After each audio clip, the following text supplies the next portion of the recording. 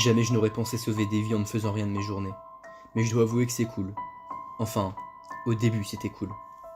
Aujourd'hui que le confinement est terminé, je me rends compte que beaucoup de personnes, dont moi, se foutaient royalement de la gueule des super-héros qui sauvaient les gens, alors qu'ils n'étaient même pas capables de foutre le slip en dessous de colle en moulant. Mais eux, ils avaient le droit de sortir. Contrairement à nous qui étions obligés de nous battre pour des pâtes et du PQ. Non mais du PQ quoi. Faut arrêter les gars.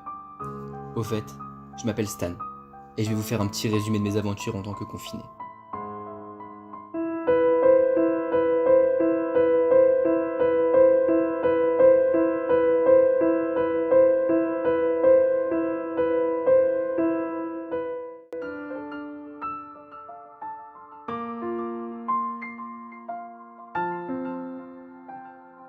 Quoi?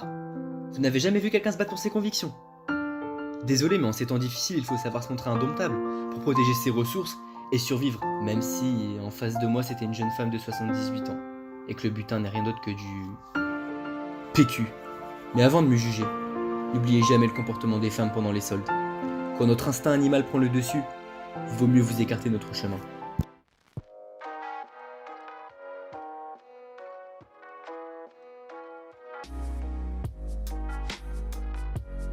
Voilà comment j'évacue la tristesse de ma rupture avec ma copine. Du moins, mon ex-copine. Avant le confinement, elle envisageait de faire un break parce qu'on se voyait trop. Et là, elle m'a quitté car on ne se voit plus. Ah, les femmes. Pour éponger mon cœur saignant et brisé, je fais la guerre au monde virtuel. Quand je vois la gueule du monde réel actuellement, et je me dis qu'il n'y a rien de tel que les mondes virtuels pour se changer les idées.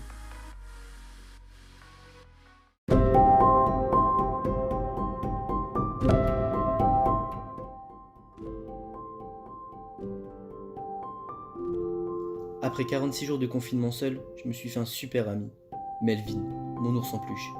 Il est vraiment adorable et ne me contredit jamais. Mais à vrai dire, au bout du 70e jour de confinement, j'ai arrêté de lui parler quand il a commencé à me répondre. Évidemment, j'ai préféré arrêter de lui parler. Je suis pas fou les amis.